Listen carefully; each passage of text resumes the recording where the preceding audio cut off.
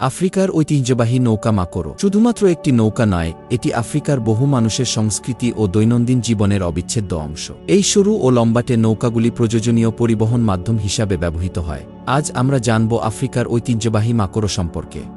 মাকোরো কি শব্দটি মূলত বায়ে জনগোষ্ঠীর নৌকাগুলোর জন্য ব্যবহৃত হয়, যারা প্রায় 2000 বছর আগে মধ্য আফ্রিকা থেকে ওকাভাঙ্গো অঞ্চলে অভিবাসন করেন। এই নৌকাগুলো সাধারণ ক্যানোর চেয়ে অনেক বেশি সরু ও লম্বা।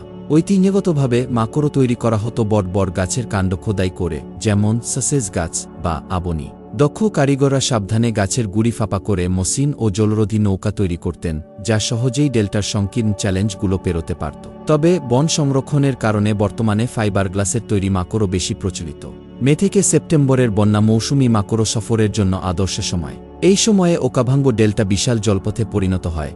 এই সময়টি বন্যপ্রাণী পর্যবেক্ষণেরও সেরা সময়, কারণ প্রাণী ও পাখিরা পানির খোঁজে এখানে জড়ো হয়। মাছ ধরার জন্য এটি অপরিহার্য। মাকোরো একটি স্থিতিশীল প্ল্যাটফর্ম তৈরি করে, যেখান থেকে সহজেই জাল বা মাছ ধরা টোপ ফেলা যায়। প্রধান পরিবহন মাধ্যম, এটি স্থানীয় জনগোষ্ঠীর জন্য ব্যবসা বাণিজ্য, পণ্য পরিবহন এবং অন্যান্য সম্প্রদায়ের সাথে যোগাযোগ রক্ষার গুরুত্বপূর্ণ উপায়। পর্যটকরা নিঃশব্দে বন্যপ্রাণীদের কাছ থেকে পর্যবেক্ষণ করতে পারেন, যা সাধারণ নৌকার তুলনায় অনেক বেশি কার্যকর। ডেল্টার মনোমুগ্ধকর দৃশ্য উপভোগ করার সুযোগ মেলে, যা জলের উপর ভেসে থাকার অনুভূতি তৈরি করে।